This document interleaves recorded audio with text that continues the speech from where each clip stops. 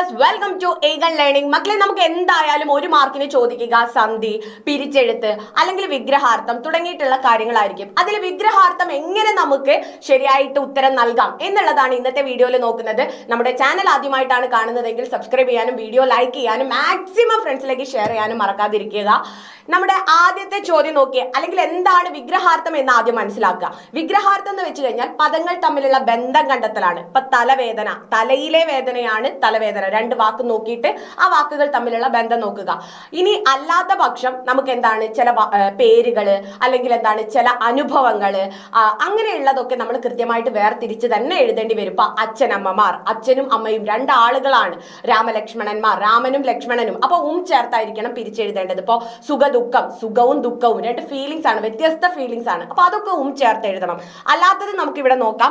മണിമുഴക്കം എന്തിന്റെ മുഴക്കമാണ്? എന്തിന്റെ മുഴക്കമാണ്? രണ്ട് വാക്കാണുള്ളത്. എന്തിന്റെ മുഴക്കമാണ്? മണിയുടെ മുഴക്കമാണ് മണിമുഴക്കം. ഇങ്ങനെ പറഞ്ഞു നോക്കണം നിങ്ങൾ കൃത്യമായിട്ട്. അടുത്ത നോക്കിയേ, ചിരന്തന ബന്ധു. ചിരന്തനം എന്ന് വെച്ചാൽ ഒരുപാട് നാളായുള്ള ബന്ധുവിനെയാണ് നമ്മൾ ചിരന്തന ബന്ധു എന്ന് പറയുന്നത്. അപ്പൊ വാക്കിന്റെ അർത്ഥം കൂടെ അറിയണം കൃത്യമായിട്ട് ഉത്തരത്തിലേക്ക് എത്താൻ.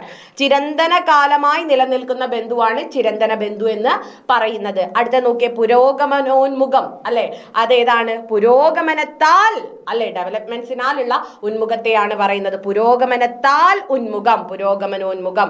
അടുത്ത നോക്കിയേ, കൈത്താര്. കൈ എന്താകാണ്? താരാവാണ് അല്ലെ, കൈയാകുന്ന താരാണ് കൈത്താർ എന്ന് പറയുന്നത്. ഓക്കെ, അപ്പൊ ഇത്രയും കാര്യങ്ങൾ നിങ്ങൾ എന്ത് ചെയ്യുക, ശ്രദ്ധിക്കുക. ഇങ്ങനെയാണ് വിഗ്രഹാർത്ഥം കണ്ടെത്തേണ്ടത്. വീഡിയോ യൂസ്ഫുൾ ആണെങ്കിൽ ലൈക്ക് ചെയ്യണം, മാക്സിമം ഫ്രണ്ട്സിലേക്ക് ഷെയർ ചെയ്യണം. ഇതുപോലുള്ള ഇൻഫോർമേറ്റീവ് ആയിട്ടുള്ള വീഡിയോസിന് ചാനൽ സബ്സ്ക്രൈബ് ചെയ്യുകയും അതുപോലെ തന്നെ ബെല്ലൈക്കൺ ഇനേബിൾ ചെയ്യുകയും ചെയ്യുക. മറ്റൊരു വീഡിയോയിൽ കാണാം. അതുവരെ ടാറ്റാ ബൈ.